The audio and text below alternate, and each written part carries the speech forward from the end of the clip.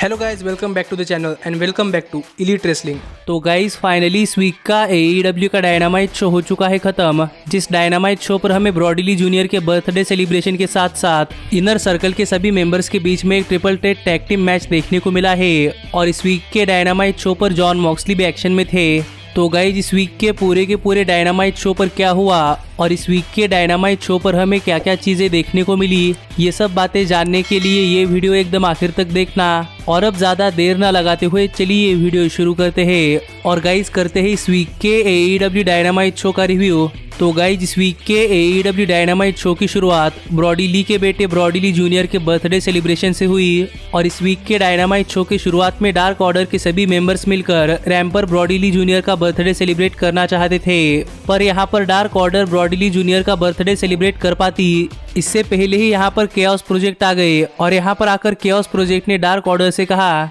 कि Brody Lee junior कहते हैं कि डॉक्टर लूथर अच्छे नहीं दिखते, जिस वजह से डॉक्टर लूथर यहाँ पर ब्रॉडी ली जूनियर की बर्थडे पार्टी रूइन करने के लिए आए थे। लेकिन इससे पहले कि डॉक्टर लूथर कुछ कर पाते, डार्क ऑर्डर ने डॉक्टर लूथर के ऊपर अटैक करना शुरू कर दिया, जिस अटैक में बाद में TS2 भी इन्वॉल्व हो गई और आगे इस अटैक में एडम हैंगमैन पेज भी इन्वॉल्व हो गए। जिसके बाद इस वीक के डायनामाइट शो पर एडम हैंगमैन पेज और डार्क ऑर्डर के कोल कैबेना, एलेक्स रेनल्ड्स और जॉन सिल्वर और TS2 और केओस प्रोजेक्ट के बीच में एक नॉर्मल 8-मैन टैग टीम मैच शुरू हुआ। और अगर यहाँ पर हम बात करें इस मैच की तो गाइज हर बार की तरह ही इस मैच में शुरुआत में TS2 ने डोमिनेट किया, लेकिन एडम हैंगमैन पेज को इस मैच में टैग मिलने के बाद ये मैच एक काफी हाई पेस मैच बन चुका था। और इस मैच में एक के बाद एक रैपिड फायर सभी मूव्स लगाने के बाद फाइनली इस मैच के आखिर में डॉक्टर लूथर और कोल कैबेना एक दूसरे के ऊपर अटैक करते करते रैंप पर गए, जहां पर ब्रॉडी ली जूनियर का बर्थडे सेलिब्रेशन केक रखा था। और यहाँ पर डॉक्टर लूथर कोल कैबेना को ब्रॉडी ली जूनियर के बर्थडे केक के थ्रू एक पावर बम लगाना चाहते थे,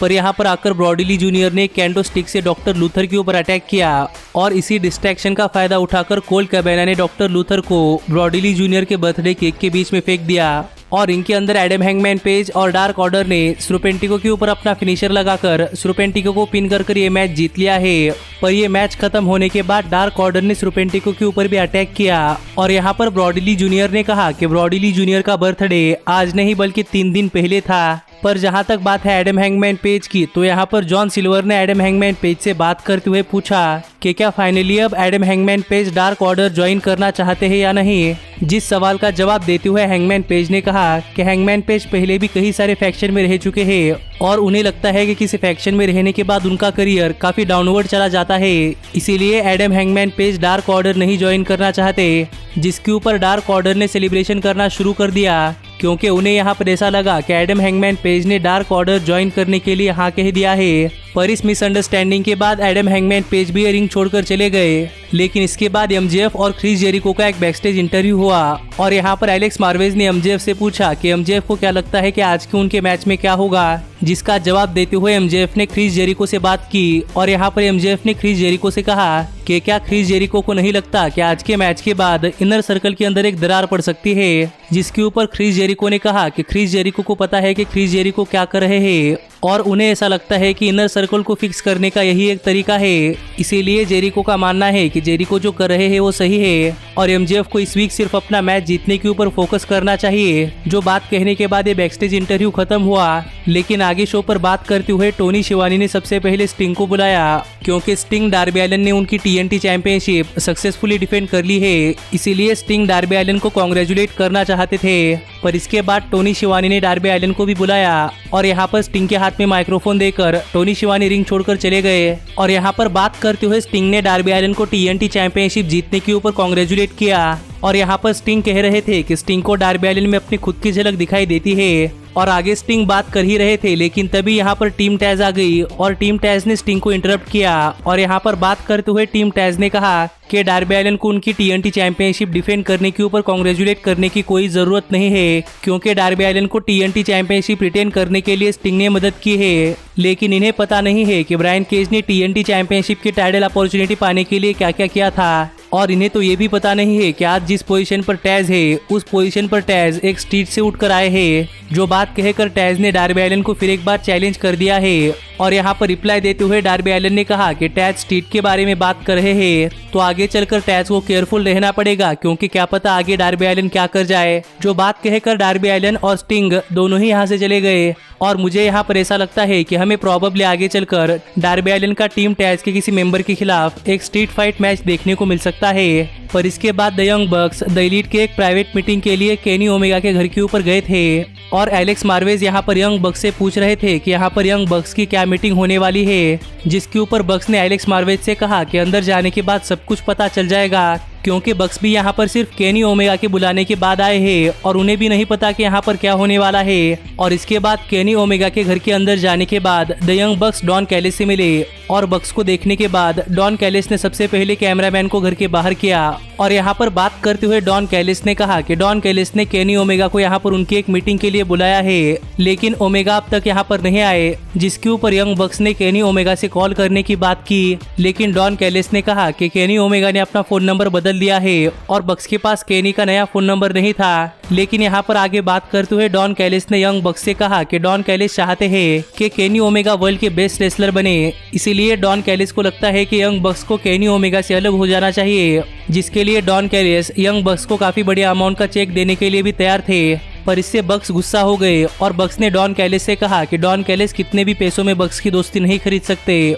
जिसके बाद स्क्रीन ब्लैक हो गई और यहाँ पर ऐसा लग रहा था कि यंग बक्स ने डॉन कैलिस के ऊपर अटैक कर दिया है। पर इसके बाद आगे AEW के डायनामाइट शो पर कोडी पीटर एवलॉन को फेस कर रहे थे और अगर यहाँ पर हम बात करें इस मैच की तो गाइज ये मैच शुरू होते ही कोडी ने पीटर एवलॉन के ऊपर अपना फिनिशर क्रॉसरोड्स लगाया और कोडी ये मैच शुरू होते ही ये मैच जीतना चाहते थे। पर इससे पहले कि कोडी पीटर एवलॉन को पिन कर पाते यहाँ पर जेड कारगिल आ गई और यहाँ पर जेड कारगिल के चलते डिस्ट्रैक्शन का फायदा उठाकर पीटर एवलॉन ने रेफरी से बचते हुए कोडी के ऊपर एक लो ब्लो लगाया, जिसके बाद पीटर एवलॉन को भी इस मैच में थोड़ा फार कमबैक करने का मौका मिला और यहाँ पर पीटर एवलॉन ने भी कोडी के ऊपर काफी बढ़िया मूव्स लगाए और यहाँ पर पीटर ने कोडी के ऊपर एक सुपर प्लेस भी लगाई, लेकिन इसके बावजूद भी कोडी ने किकआउट कर दिया और फाइनली इस मैच में अपना कमबैक कर कोडी ने पीटर एवलॉन के ऊपर फिगर 4 लेग लॉक लगाया, जिस फिगर 4 लेग लॉक को पीटर एवलॉन सहन नहीं कर पाए और यहाँ पर कोडी रोड्स सबमिशन के सहारे ये मैच जीत चुके हैं। पर कोडी रोड्स के ये मैच जीतने के बाद आगे FTR का एक बैकस्टेज सेगमेंट आया,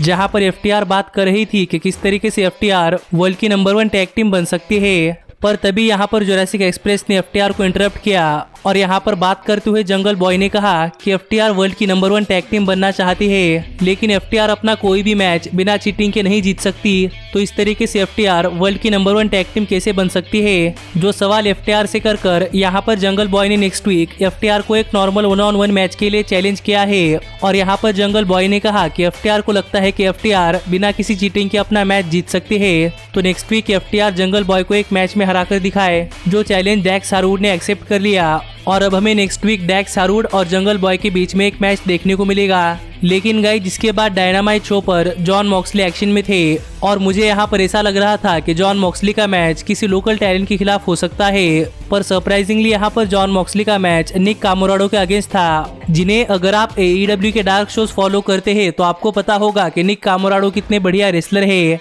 लेकिन गाइज अगर यहाँ पर हम बात करें इस मैच की तो गाइज यहाँ पर निक कामोराडो को देखकर ये तो कंफर्म हो चुका था कि ये मैच कोई स्क्वाश मैच नहीं होने वाला और सरप्राइजिंगली इस मैच की शुरुआत से निक कामोराडो ने इस मैच में डोमिनेट करना शुरू कर दिया, जहां पर निक कामोराडो को शाइन करने का थोड़ा फार मौका भी मिला। पर फाइनली जब इस मैच में जॉन मॉक्सली ने अपना कमबैक किया तब जॉन मॉक्सली ने इस मैच में निक कामोराडो के ऊपर लगातार 3-4 मूव्स लगाकर निक कामोराडो के ऊपर एक स्लीपर होल्ड लगाया, जिससे निक कामोराडो पास आउट हो गए और यहाँ पर जॉन मॉक्सली सबमिशन के सहारे ये मैच जीत चुके हैं। पर गाइज ये मैच खत्म होने के बाद जॉन मॉक्सली ने एक प्रोमो कट किया और यहाँ पर बात करते हुए जॉन मॉक्सली ने कहा कि हाल फिलहाल में काफी सारे लोग AEW कंपनी के अंदर आ रहे हैं जो कि अपने आप को बुलेट क्लब या फिर द एलीट या फिर इम्पैक्ट रेसलिंग के वर्ल्ड टैग टीम चैंपियंस कहते हैं। पर यहाँ पर जॉन मॉक्सली केनी ओमेगा को बताना चाहते हैं कि केनी ओमेगा जिस किसी को लाए जॉन मॉक्सली केनी ओमेगा को नहीं छोड़ने वाले और जॉन मॉक्सली के हाथों केनी ओमेगा को कोई नहीं बचा सकता, जो बात यहाँ पर जॉन मॉक्सली ने कही। पर इसके बाद बैकस्टेज में एडी किंगस्टन का इंटरव्यू हुआ और यहाँ पर एडी किंगस्टन से पूछा गया कि एडी किंगस्टन लांस आर्चर के अगेंस्ट होने वाले अपने मैच के लिए किस तरीके से प्रिपेयर कर रहे हैं, जिसका जवाब देते हुए एडी किंगस्टन ने कहा कि एडी किंगस्टन को अपने किसी भी मैच के लिए प्रिपेयर होने की कोई भी जरूरत नहीं है। और आगे एडी किंगस्टन बात कर ही रहे थे, लेकिन तभी यहाँ पर लांस आर्चर आ गए और यहाँ पर आकर लांस आर्चर ने एडी किंगस्टन को फिर एक बार वार्निंग दे दी है कि एडी किंगस्टन को लांस आर्चर को फेस करने से पहले प्रिपरेशन कर लेनी चाहिए, क्योंकि जब इन दोनों का मैच होगा तब लांस आर्चर एडी किंगस्टन को नहीं छोड़ने वाले। जो बात यहाँ पर लांस आर्चर ने कही। पर इसके बाद हमें बैकस्टेज में देखने को मिला कि केनी ओमेगा फाइनली अपने घर में आ चुके हैं और ओमेगा के घर में आने के बाद एलेक्स मार्वेज ओमेगा से सवाल पूछ रहे थे कि ओमेगा कहाँ पर गए थे और यहाँ पर इस प्राइवेट मीटिंग का क्या मतलब है। जिन सवालों का जवाब दिए बिना ही ओमेगा डॉन कैलिस से मिलने के लिए चले गए और यहाँ पर डॉन कैलिस के साथ बात करते करते ओमेगा ने नोटिस किया कि डॉन कैलिस के ऊपर किसी ने अटैक किया है और डॉन कैलिस के चेहरे पर अटैक किए गए मार्क्स है, जिसके ऊपर केनी ओमेगा ने डॉन कैलिस से पूछा कि डॉन कैलिस के ऊपर किसने अटैक किया है। पर यहाँ पर डॉन कैलिस कह रहे थे कि डॉन कैलिस को कुछ नहीं हुआ। पर ओमेगा के लगातार 2-3 बार पूछने के बाद डॉन कैलिस ने एक्सीडेंटली कह दिया कि यंग बक्स ने डॉन कैलिस के ऊपर अटैक किया है और ये सब यंग बक्स की वजह से हुआ है। जो बात सुनकर एलेक्स मार्वेज फिर एक बार यहाँ पर आ गए और एलेक्स मार्वेज जानना चाहते थे कि यहाँ पर क्या हो रहा है। पर डॉन कैलिस ने एलेक्स मार्वेज को यहाँ पर आने से मना कर दिया और इसी तरह ये सेगमेंट खत्म हुआ, जिससे तो मुझे ऐसा लग रहा है कि अब डॉन कैलिस केनी ओमेगा और यंग बक्स के बीच में एक दरार लाने की कोशिश कर रहे हैं। पर इसके बाद आगे डायनामाइट शो पर मैट सैडल और टॉप फ्लाइट मिलकर मैट हार्डी और प्राइवेट पार्टी को फेस कर रहे थे। और अगर यहाँ पर हम बात करें इस मैच की तो गाइस इस मैच की शुरुआत में प्राइवेट पार्टी एक फेस टीम के तरह ही ये मैच रेसल कर रही थी। पर जब इस मैच की शुरुआत में टॉप फ्लाइट ने इस मैच में डोमिनेट करना शुरू कर दिया तब मैट हार्डी ने प्राइवेट पार्टी को डांटा कि प्राइवेट पार्टी को ये मैच सीरियसली रेसल करना चाहिए। जिसके बाद प्राइवेट पार्टी इस मैच में अचानक से अग्रेसिवली रेसल करने लगी और इसके बाद तो हमें इस मैच में काफी ब्रेथ टेकिंग मूव्स की बारिश होती हुई दिखाई दी, क्योंकि गाइस इस मैच में प्राइवेट पार्टी और टॉप फ्लाइट और मैट सैडल ने ऐसे मूव्स लगाए हैं जो हाई फ्लाइंग मूव्स मुझे लगता है कि इनके अलावा कोई और नहीं कर सकता।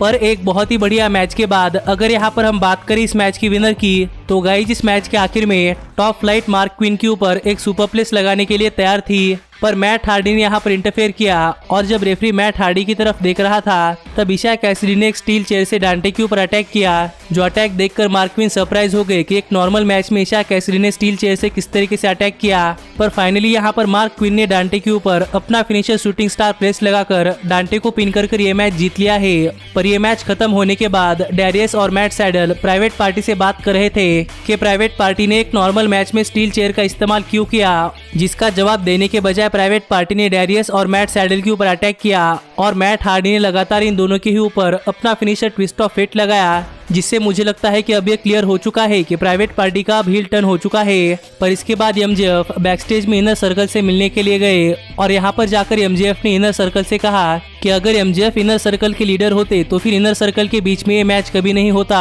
क्योंकि एमजेएफ कभी भी अपने ग्रुप के किसी भी मेंबर के बीच में कोई भी मैच नहीं करवाते। पर अब इनर सर्कल के लीडर क्रिस जेरिको जो कह रहे हैं वो सब अब इनर सर्कल को मानना पड़ेगा, जो बात यहाँ पर एमजेएफ ने कही। लेकिन यहाँ पर सैमी गवेरा ने उठकर एमजेएफ से कहा कि अगर सैमी गवेरा इनर सर्कल के लीडर होते तो ये मैच तो क्या यहाँ पर एमजेएफ भी इनर सर्कल के अंदर नहीं होते, जिसके ऊपर सभी ने सैमी गवेरा को शांत किया। लेकिन यहाँ पर एमजेएफ ने सभी से बात करते हुए कहा कि चाहे इस वीक के मैच का रिजल्ट कुछ भी हो जाए लेकिन इनर सर्कल को हमेशा से ही एक दूसरे के साथ रहना चाहिए और इसके लिए एमजेएफ कुछ भी कर सकते हैं। जो बात कहकर एमजेएफ यहाँ से चले गए। पर इसके बाद डायनामाइट शो पर फिनोल्पी फ्रॉड लेला हैरिज को फेस कर रही थी और अगर यहाँ पर हम बात करें इस मैच की तो गाइस सच में ये मैच AEW के विमेंस डिवीजन से एक देखने लायक मैच था और इस मैच के शुरुआत से ही फिनोल्पी फ्रॉड इस मैच में डोमिनेट कर रही थी और हमें इस मैच में फिनोल्पी फ्रॉड की तरफ से काफी बढ़िया मूव्स भी देखने को मिले हैं। और जब कभी लेला हैरिज इस मैच में अपना कमबैक करती तब रिंग साइड पर खड़े हुए किप सेबियन लेला हैरिज को डिस्ट्रैक्ट कर देते, जिससे कि इस मैच का पूरा मोमेंटम फिर एक बार फिनोल्पी फ्रॉड के पास चला जाता और इससे फ्रस्ट्रेट होकर एक टाइम के लिए लेला हैरिज ने चक टेलर और किप सेबियन के ऊपर ही अटैक कर दिया। पर इसके बाद जब लेला हैरिज रिंग के अंदर गई तो इस डिस्ट्रैक्शन का फायदा उठाकर फिनोल्पी फ्रॉड ने लेला हैरिज को पिन किया। पर जब लेला हैरिज रोप ब्रेक के लिए जा रही थी तब किप सेबियन ने रोप ब्रेक नहीं होने दिया और इस तरीके से लेला हैरिज को पिन कर फिनोल्पी फ्रॉड ये मैच जीत चुकी है। और ये मैच खत्म होने के बाद किप सेबियन, मीरो, फिनोल्पी फ्रॉड और चक टेलर रिंग के अंदर आ गए और यहाँ पर चक टेलर पूरी तरीके से बटलर बनकर आए थे। पर यही आगे मीरो और चक टेलर के बीच की एक अपडेट देते हुए मीरो ने कहा कि मीरो ये चाहते हैं कि ऑडियंस में बैठे हुए ऑरेंज कैसिडी को चक टेलर ये कह दे कि चक टेलर अब ऑरेंज कैसिडी के नहीं बल्कि मीरो के बेस्ट फ्रेंड है। जो बात ना चाहते हुए भी चक टेलर को कहनी पड़ी और इससे नाराज होकर ऑरेंज कैसिडी अरीना छोड़कर चले गए। जो स्टोरी लाइन्स देखकर तो मुझे लगता है कि माना कि AEW कुछ अलग तरीके की स्टोरी लाइन्स प्रोड्यूस करती है, पर सच में इन स्टोरी लाइन्स को हम रियल लाइफ में कनेक्ट कर सकते हैं। पर इसके बाद हमें बैकस्टेज में लूक गैलोज और कार्ल एंडरसन पेंटा एल ज़ीरो एम के ऊपर अटैक करते हुए दिखाई देते हैं और इन्हें यहाँ पर केनी ओमेगा ने भी ज्वाइन कर लिया और यहाँ पर कार्ल एंडरसन और लुक गैलोज के साथ मिलकर केनी ओमेगा ने पेंटा एल जोरियम के ऊपर काफी ब्रूटली अटैक किया। लेकिन इसके बाद टाइम हो चुका था इस वीक के AEW के डायनामाइट शो के मेन इवेंट का, जहां पर इनर सर्कल के सभी मेंबर्स एक triple threat tag team match में एक दूसरे को फेस करने वाले थे और जो कोई टैग टीम में मैच जीत जाती वो टैग टीम इनर सर्कल की एक ऑफिशियल टैग टीम बन जाती। और ये मैच था MJF और Chris Jericho versus Sammy Guevara और जेक हेगर वर्सेस सैंटाना और ओर्टिज। और अगर यहाँ पर हम बात करें इस मैच की तो गाइस सरप्राइजिंगली इस मैच के शुरुआत में क्रिस जेरिको ने सैमी गेवेरा को एक स्लैप लगाई, जिसका जवाब देते हुए सैमी गेवेरा ने क्रिस जेरिको के ऊपर काफी ब्रूटली अटैक किया, जो अटैक देखकर तो क्रिस जेरिको भी सरप्राइज हो गए थे। पर इसके बाद ये मैच एक काफी हाई पेस मैच था और हमें इस मैच में इनर सर्कल के हर एक मेंबर की तरफ से हर किसी के ऊपर काफी ब्रूटली अटैक देखने को मिला है। और कहना पड़ेगा कि कहीं ना कहीं इस मैच में सभी ने क्रिस जेरिको के ऊपर अपना हाथ साफ किया है और हमें इस मैच में नॉर्मल मैच के जगह कुछ बहुत ही ज्यादा बॉचेस देखने को मिले हैं, जिनमें से आधे बॉचेस के लिए तो क्रिस जेरिको जिम्मेदार थे। इसीलिए गाइज मुझे लगता है कि क्रिस जेरिको को अब रिटायर हो जाना चाहिए। लेकिन अगर यहाँ पर हम बात करें इस मैच के मेन पॉइंट्स की तो गाइज एक टाइम के लिए क्रिस जेरिको इस मैच में अपने फ्लॉयड बैट का इस्तेमाल करना चाहते थे, लेकिन जेक हेगर ने इस मैच में क्रिस जेरिको को फ्लॉयड बैट का इस्तेमाल नहीं करने दिया। और जब सेम MJF अपने डायनामाइट डायमंड रिंग का इस मैच में इस्तेमाल करना चाहते थे तब भी जेक हेगर ने इस मैच में MJF को डायनामाइट डायमंड रिंग का इस्तेमाल नहीं करने दिया। और जब इस मैच में काफी बढ़िया परफॉर्मेंस देने के बाद फाइनली सैमी गेवेरा सभी के ऊपर अपना फिनिशर लगा रहे थे, तब जब सैमी गेवेरा ने MJF के ऊपर अपना फिनिशर लगाने के लिए MJF को पिकअप किया तब वार्डलॉ ने इस मैच में इंटरफेयर किया और यहाँ पर वार्डलॉ की डिस्ट्रैक्शन के चलते MJF ने सैमी गेवेरा के ऊपर एक रोलअप पिन किया और यहाँ पर MJF रोलअप पिन के सहारे ये मैच जीत चुके हैं और प्रोबेबली इस मैच ने कुछ ज्यादा ही टाइम ले लिया। इसीलिए गाइज ये मैच खत्म होते ही AEW dynamite show off air चला गया और माना कि इस मैच में यूजुअल मैच से थोड़े ज्यादा बॉचेस थे, लेकिन गाइज सच में ये मैच एक देखने लायक मैच था। और आप भी मुझे कमेंट कर बताइए कि आपको इस वीक का AEW का डायनामाइट शो कैसा लगा। लेकिन गाइज अब मिलता हूँ आपसे अगली वीडियो में, पर तब तक stay healthy, stay happy and keep watching elite wrestling. Hey, did you like that video? Click the screen for more. And where do you think you're going? Check out our official merchandise page and to support the entire cast. And thanks so much for being the elite. The elite. What, Nick, you're not going to sing it all with me this time?